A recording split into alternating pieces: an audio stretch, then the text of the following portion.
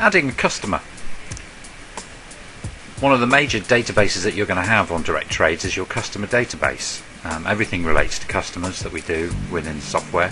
So how do we add one? There are lots of shortcuts within the software for adding customers, but the main one that most people use is the one on the dashboard, which is the hotkey at the top right here. But you can also come down to the Customers tab in My Business, and you can click here to add a customer, or use the larger green button just here. So what we'll do, we'll set up a customer from scratch by using this shortcut key here. So click on that, you get the customer profile window. So this is where you're going to fill in his details.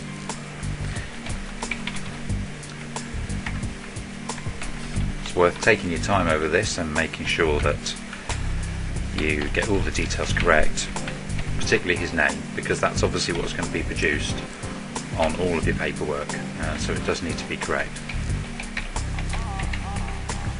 Secretary phone number would normally be a mobile. And postal code. Oops. Get that right. County will be Flintshire.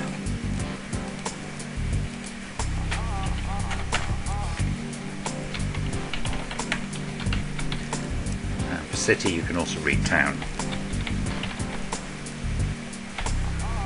Okay, so just double check all your information is correct, and when you're ready, submit. And that's it, you created a customer. Now the customer profile, which is this box here, has some tabs below it, and these are all summaries of all of the transactions that you've got associated with the customer. Obviously this fellow Andrew Lloyd is brand new to us, so we have no history for him at the moment. But one of the things that we will show you just here is the Notes tab.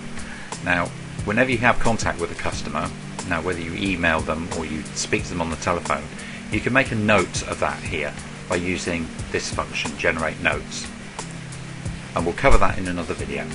So that's that customer setup. If we now go back to the Customer tab, we will now see the new customer, Mr. Lloyd, here with all his details, and just by hovering over him you can see his email address and his phone number.